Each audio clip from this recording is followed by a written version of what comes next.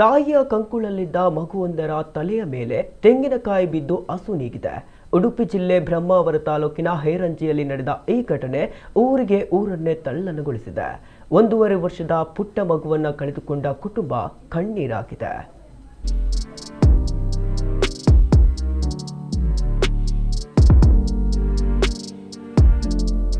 ಚಿಕ್ಕ ಸಂಸಾರ ಚೊಕ್ಕವಾಗಿತ್ತು.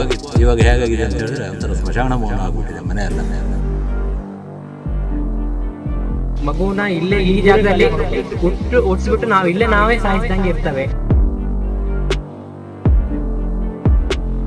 ತಂದೆ ಆದವನಾಗ್ಲಿ ತಾಯಿ ಆದವನಾಗ್ಲಿ ಯಾವ ತರ ಮುಂದೆ ಇದನ್ನ ಸಹಿಸ್ಕೊಳ್ತಾರ ದೇವರೇ ಅವ್ರಿಗೆ ಶಕ್ತಿ ಕೊಡಬೇಕು.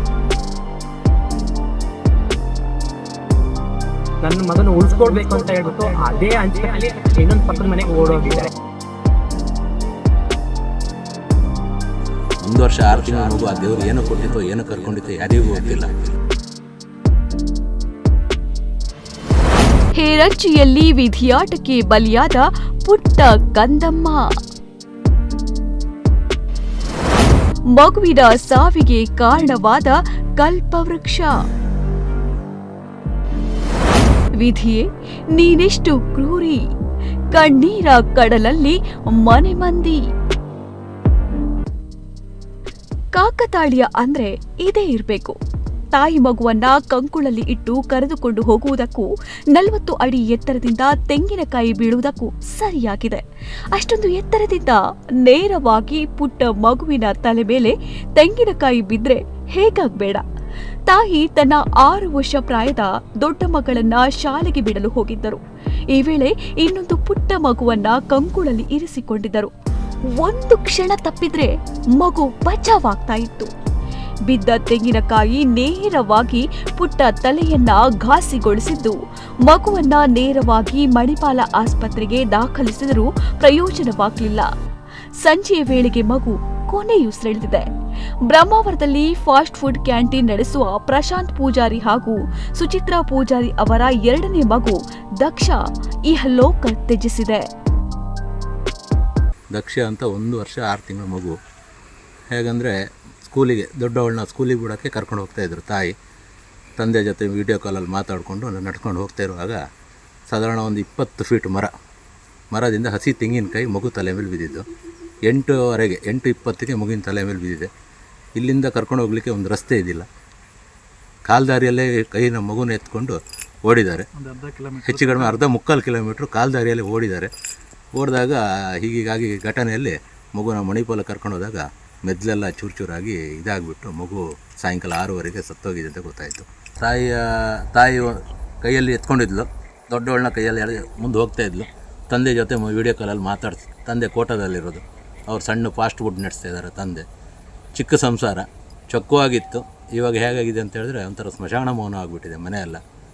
1 ವರ್ಷ 6 ತಿಂಗಳ ಮಗು ಆ ದೇವ್ರು ಏನು ಕೊಟ್ಟಿತ್ತೋ ಏನು ಕರ್ಕೊಂಡಿತ್ತೋ ಯಾರಿಗೂ ಗೊತ್ತಿಲ್ಲ. ಅಂಥದ್ರಲ್ಲಿ ಇವಾಗ ಸ್ಮಶಾನ ಮೌನ.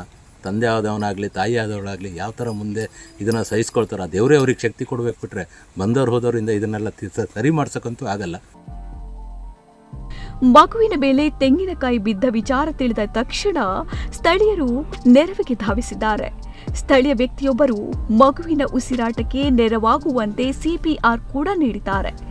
ಸಾಮಾನ್ಯವಾಗಿ ಹಿರಿಮಗಳನ್ನ ಶಾಲೆಗೆ ಬಿಡುವಾಗ ತಾಯಿ ಚಿಕ್ಕ ಮಗುವನ್ನ ಕರೆದೊಯ್ತಾ ಇರಲಿಲ್ಲ. ದುರಾದೃಷ್ಟವಶಾತ್ ಈ ಬಾರಿ ಪುಟ್ಟ ಮಗುವನ್ನ ಕೊಂಡೊಯ್ದಿದ್ದಾರೆ. ಮಳೆ ಇಲ್ಲದ ಕಾರಣ ಕಂಕುಳಲ್ಲಿ ಇಟ್ಟುಕೊಂಡು ಹೋಗಿದ್ದಾರೆ.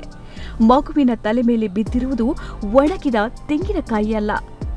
ಅದೃಷ್ಟ ಎಷ್ಟರ ಮಟ್ಟಿಗೆ ಕೆಟ್ಟಿದೆ ಅಂದ್ರೆ ಹಸಿ ತೆಂಗಿನಕಾಯಿ ಬಿದ್ದು ಮಗು ದಾರುಣ ಸಾವು ಕಂಡಿದೆ. ಇನ್ನೊಂದೆಡೆ ಮಗುವನ್ನ ಆಸ್ಪತ್ರೆಗೆ ಕರೆದೊಯ್ಯಲು ಸೂಕ್ತ ಮಾರ್ಗದ ವ್ಯವಸ್ಥೆ ಕೂಡ ಇಲ್ಲದಿರುವುದು ಸ್ಥಳೀಯರನ್ನ ಕಂಗೆಡಿಸಿದೆ. ಸೂಕ್ತ ಮಾರ್ಗ ಇದ್ದಿದ್ದರೂ ಮಗುವಿನ ಜೀವ ಉಳಿಸಬಹುದಾಗಿತ್ತು ಎನ್ನುತ್ತಾರೆ ಗ್ರಾಮಸ್ಥರು. ಇವಾಗ ಇಲ್ಲಿ ಒಂದು 10 ದಿನ ಮನೆಗಳಿದಾವೆ. ಎಲ್ಲ ಮನೇಲಿ ಒಂದು 2 ಮಕ್ಕಳು 3 ಮಕ್ಕಳು ಆ ಥರ ಇದ್ದಾರೆ.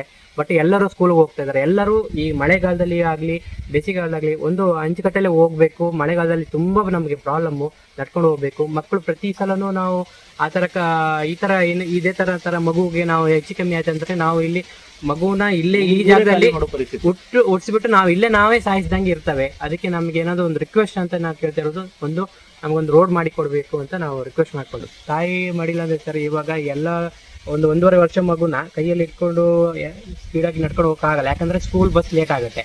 ಆಮೇಲೆ ಒಂದು 6 ವರ್ಷದ ಮಗು ಇದೆ, 6 ವರ್ಷ ಮಗುನ ಕೈಯಲ್ಲಿ ಇಟ್ಕೊಂಡಿದ್ದಾರೆ, ಚಿಕ್ಕ ಮಗುನ ಕಂಕಳಲ್ಲಿ ಇಟ್ಕೊಂಡಿದ್ದಾರೆ.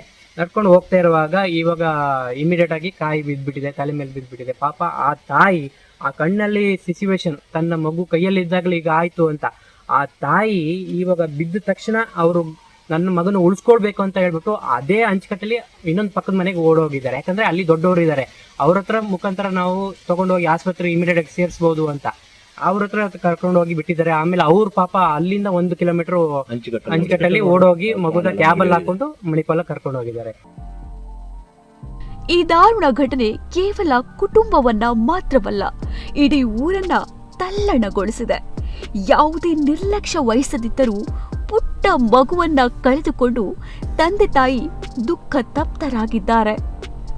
ಪ್ರಮೋದ್ ಸುವರ್ಣ, ನಮ್ಮ ಕುಡ್ಲ 24x7 ಉಡುಪಿ.